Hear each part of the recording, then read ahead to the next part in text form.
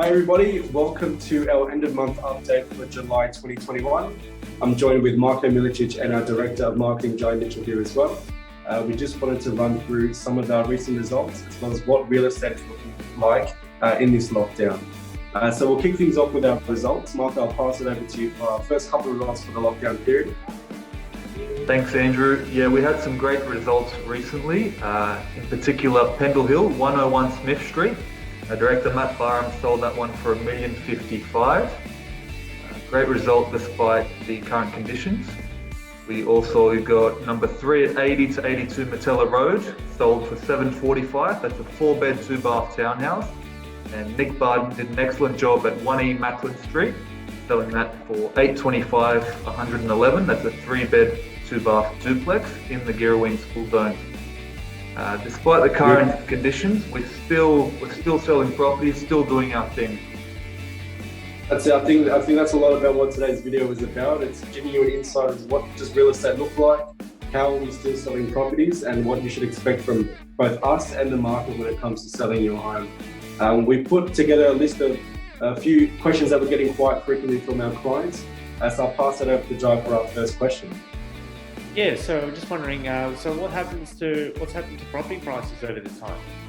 Yeah, definitely. I'll jump in first. We're seeing property prices still very, very strong to where we were pre-lockdown. So pretty much when it comes to price, we were churning and burning quite well just before we began into this tighter lockdown restrictions. And we've seen now with the amount of buyers that we're getting through private inspections, the competition is still there, meaning the prices are still there for you. What are your thoughts, Marko? Yeah, definitely. As you said, the competition is the main thing. With a bit of less stock coming out to market and the same amount of buyers, it's an excellent cocktail for competition. So I think we'll continue to see strong prices. It's just a matter of getting those properties to the market. That's it. I think that takes us on to our second question, Jai. Yeah, so are properties still coming onto the market? Certain properties are. We're finding with the lockdown, there definitely has been a larger increase in vacant sales, the properties that are vacant, maybe ex-rentals. Pretty much people in a position where they know what their next step is and they're not too concerned about moving properties in the lockdown period. But definitely we've seen a spike in our listings has definitely been from rental properties or vacant properties in general. Yeah, just echoing on what Andrew said, vacant is really the key to selling a property right now. It makes it a lot easier for the agent. I can give you a list of properties we've got up at the moment. 31 Australorp Avenue, that's a 3-bed, 1-bath home in Seven Hills, vacant. 15 at 40 Kooyong Crescent, it's a 2-bed, 1-bath unit in the same complex as the one we sold last month, Andrew. Yeah. Which was a great sale. I mean, that's actually when we're starting to experience a lot of the harsher lockdown conditions. That one there was 11 at 40 Kooyong Crescent.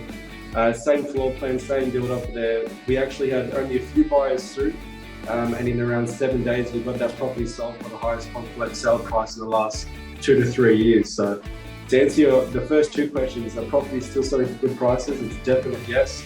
Is stock still coming to the market? Yep, providing that people have the right circumstances to sell. Like Marko was saying, vacant is probably the biggest influx of homes we're seeing at the moment, but that's not to be deterred at all if you are a homeowner that lives in the property, because we still all have the procedures in place to make sure that we get you a successful sale as well. Okay, and if I was a seller, what would be my next step? Call elders. It's in terms of getting the property ready for sale, not too much has changed.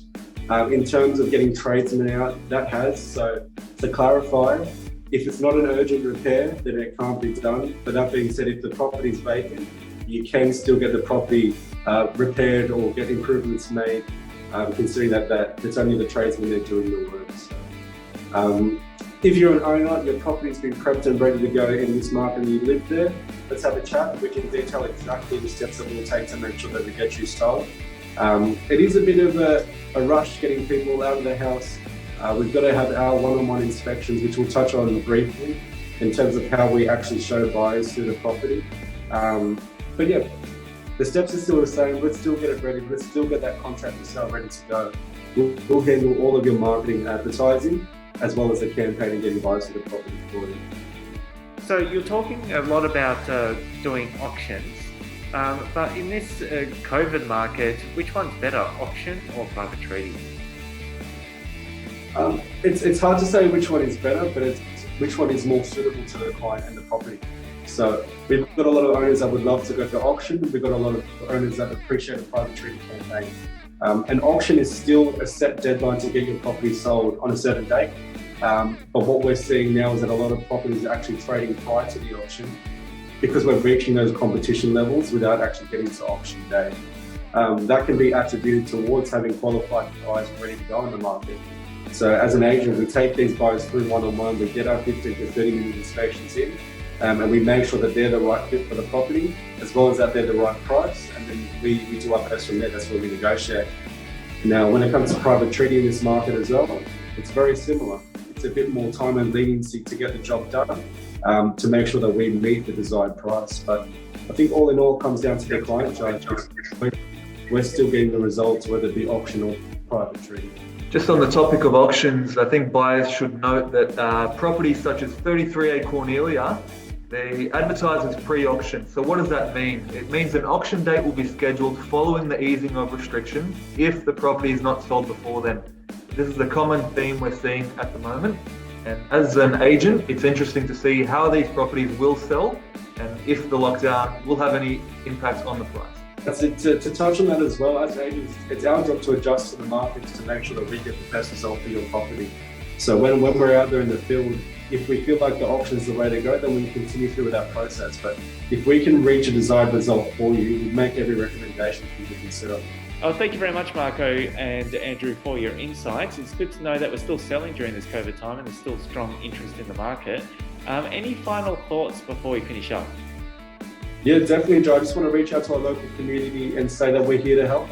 If you have any questions at all in regards to the new regulations or in regards to property at the moment, feel free to get in touch.